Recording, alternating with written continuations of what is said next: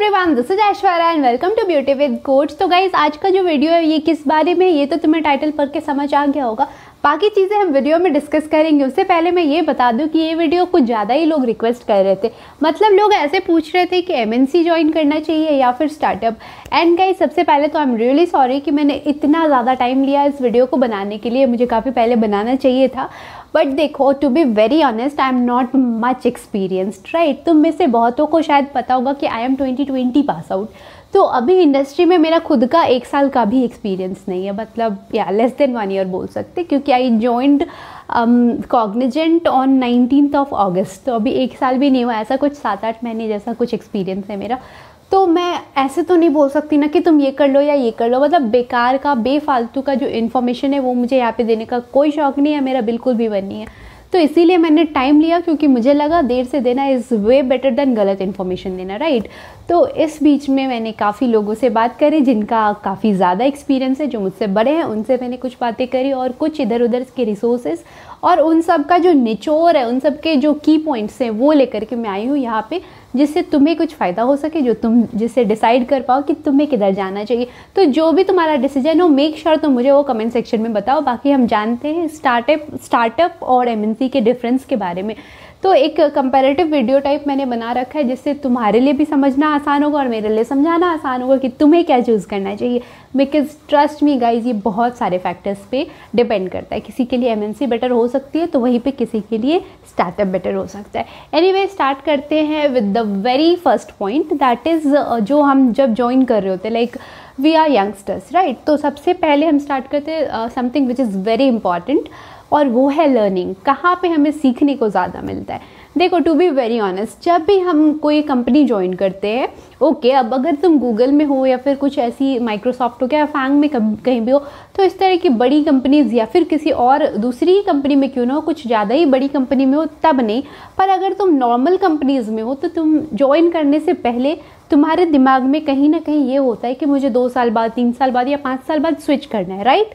तो बहुत सारे लोगों के दिमाग में ये चीज़, मतलब ज्वाइनिंग से पहले, ज्वाइनिंग के साथ बोलना भी गलत होगा, ज्वाइनिंग से पहले ही हमारे दिमाग में होता है।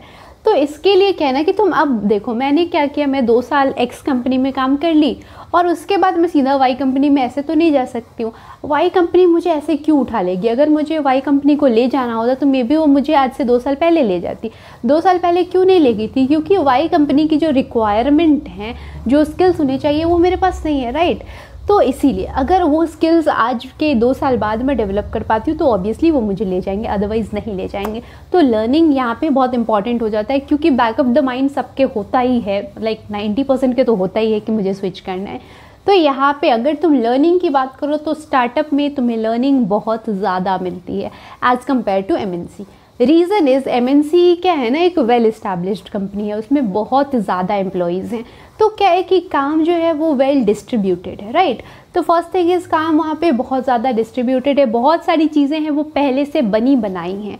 अब तुम्हें उसी में मॉडिफिकेशंस लाने हैं, उसको सपोर्ट करना है, उसमें थोड़े बहुत चेंजेस लाने, और बस इसी तरह से चीज़ें चलती हैं।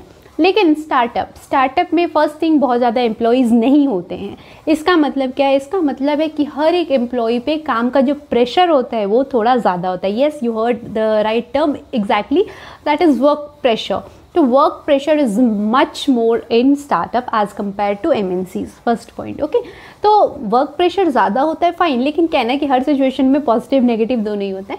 तो इसीलिए बोलिए, वर्क प्रेशर भले ही ज़्यादा है लेकिन लर्निंग भी वहाँ पे ज़्यादा है। तुम्हें ज़्यादा काम करवाया जाता है, ज़्यादा घिसा जाता है, तो तुम ज़्यादा चमक के निकलते हो, राइट। तो वो चीज़ है, ज़्यादा काम करवाया जाता है तो इसका मतलब है कि तुम ज़्यादा सीखते हो। तो आज से 2 साल के बाद जाके तुम एक एमएनसी वाले के कंपेयर में बेटर सीख लिए होते, बहुत कुछ सीख लिए होते। वहाँ पे तुम्हें सब कुछ स्टार्टिंग से करना होता है। स्टार्टअप है, उनका अपना पहले से कुछ बना बनाया है नहीं, राइट। ओके, बहुत सारे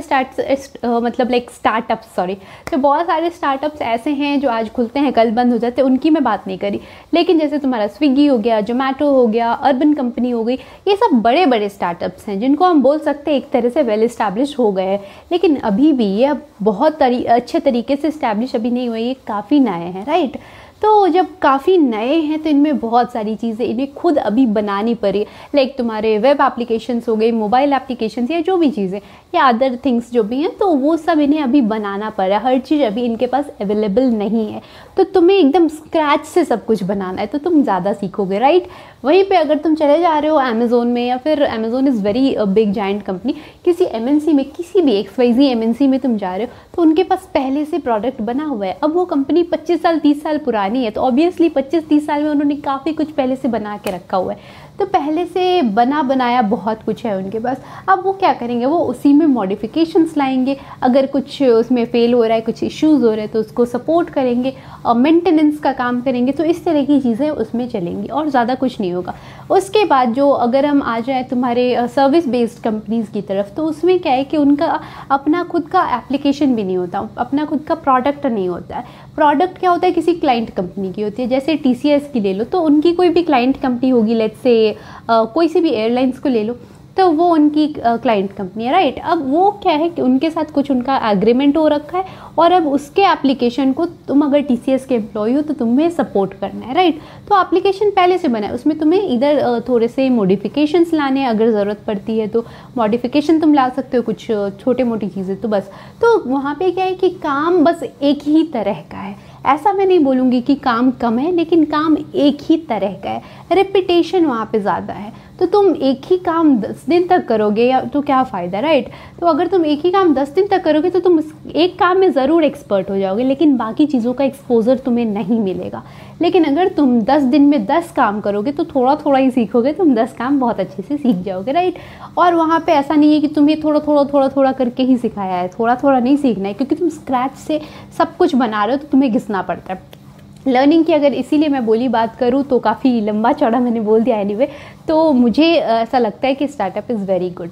ओके, सेकंड थिंग, बहुत सारे स्टार्टअप्स अच्छे पैकेजेस भी देते हैं, तो इसलिए इधर मत जाना, ठीक है। तो ये हो गई हमारी फर्स्ट थिंग। अब हम आ जा रहे कि रिक्वायरमेंट्स वगैरह जो हम कैसे क्या कर सकते हैं। तो देखो, जब स्टार्टअप है, हमारा कुछ भी पहले से प्रोडक्ट नहीं बना हुआ है, राइट, तो हमें एकदम स्टार्टिंग से बनाना। तो हमारे क्लाइंट ने आकर के हमें कुछ बोला कि देखो आपको इस तरह से बना के देना है, तो उन्होंने अपना रिक्वायरमेंट हमारे पास रखा है। अब हमें क्या करना है, हमारे पास तो पहले से कुछ ऐसा ढांचा या फिर इस तरह से कुछ स्कीमा बन के रखा हुआ नहीं है, राइट।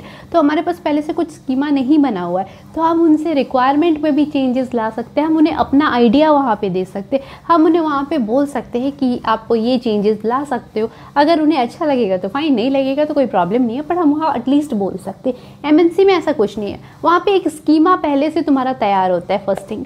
उसके बाद एकदम वेल डॉक्यूमेंटेड फॉर्म में तुम्हारे पास आता है कि तुम्हें ये करके देना है, दैट्स इट। वहाँ पे तुम्हें अपना कुछ दिमाग नहीं लगाना है। तो अब तुम देख लो तुम्हारे लिए कौन सा बेटर है। ओके, उसके बाद आ जा रहे हैं work life balance, which is a very important factor, right. तो देखो, अगर हम MNCs की बात करें तो मैंने पहले ही बोला कि as compare to startups MNCs में वर्क प्रेशर थोड़ा सा कम है, राइट। तो इसमें ना जो बोलते हैं कि तुम्हारे वीक ऑफ्स जो होते हैं, जो जनरली हमारे सैटरडे संडे होते हैं, वैसे कुछ भी हो सकता है, एनीवे, तो जो तुम्हारे वीक ऑफ हैं तो उसमें क्या है ना कि तुमको बुलाया जाए उसमें, लाइक एक्स्ट्रा आवर्स अगर तुमसे करवाया जाए एक्स्ट्रा काम, इसके चांसेस MNCs में कम होते हैं। लेकिन स्टार्टअप्स में ये बहुत नॉर्मल है, इसलिए क्योंकि एम्प्लॉय कम है वहाँ पे, अगर ज़रूरत पड़ेगी तो तुम्हें ही बुलाएंगे ना। लेकिन MNC में ऐसा नहीं है, इतने एम्प्लॉय है ना कि कभी किसी को बुलाएंगे कभी किसी को, तो हो सकता है तुम्हें साल में 4-5 बार एक्स्ट्रा काम करना पड़ जाए, उससे ज़्यादा नहीं करना पड़ेगा। तो इस तरह की चीज़ें, तो वहाँ पर ये है। अब देखो, अब तुम बोलोगे लर्निंग भी तो ज़्यादा है, सब कुछ है, तो अगर थोड़ा ये ज़्यादा हो गया तो क्या ही प्रॉब्लम है, स्टार्टअप बेटर लग रहा है, राइट। अब मैं बता रही हूँ, मान लो तुम्हारा हायर स्टडीज़ का प्रोग्राम है, लाइक प्लान है, सॉरी, तो तुम्हारा अगर हायर स्टडीज़ का प्लान है तो तुमने क्या कर रखा है कि वीकडेज़ में तो ऑफिस के बाद मुझे टाइम ही नहीं मिलता है कि मैं पढूं, राइट। तो मैं वीक ऑफ जो हमारा होता है, जो 2 दिन की मेरी छुट्टी होती है, उसमें मैं पूरा, अब जो मेरे हायर स्टडीज़ का मेरा प्लान है, जो उसके लिए मेरे को मतलब प्रिपरेशन करना है, तो मैं अपना पूरा टाइम उधर दे दूँ, राइट। तुमने ऐसा कुछ प्लान बना रखा है, अब उसमें तुम्हें वो बुला रहे। स्टार्टअप वाले साल में तुम्हें कितनी बार बुलाएंगे उसका तुम्हें पता नहीं है, मतलब बहुत बुलाएंगे वहाँ पे इन सब चीज़ों, लाइक वहाँ पे एम्प्लॉयज़ कम है, तो ये बहुत नॉर्मल है। हो सकता है तुम्हें हफ्ते में जैसे 8 दिन नॉर्मल छुट्टी होती है ना, वीक का 4 हफ्ता अगर ले ले तो 8 दिन होती है, तो हो सकता है तुम्हें वीक में 2 या 3 दिन छुट्टी मिले, 5 दिन तुम्हें बुला ले, ये भी पॉसिबल है। ओके, तो अब तुम्हारा क्या हुआ कि तुम्हारा जो फर्दर स्टडीज़ का प्लान था वो तो वहीं पे गया, राइट। तो ऐसा कुछ हो गया। तो इस केस में देखो तो MNC is way better, right. यहाँ पे जाकर के अगर तुम देख लो तो तुम्हारे लिए MNC बेटर हो गई। लेकिन अगर ऐसा तुम्हारा प्लान नहीं, अगर तुमने सोच लिया कि नहीं मेरे को IT में ही रहना है, अभी 2 साल 3 साल 5 साल में एक इसी स्टार्टअप में रह के अच्छे से सीख लूँ सब कुछ, उसके बाद मैं स्विच मारूँ, तो ट्रस्ट भी तुम बहुत सही जगह।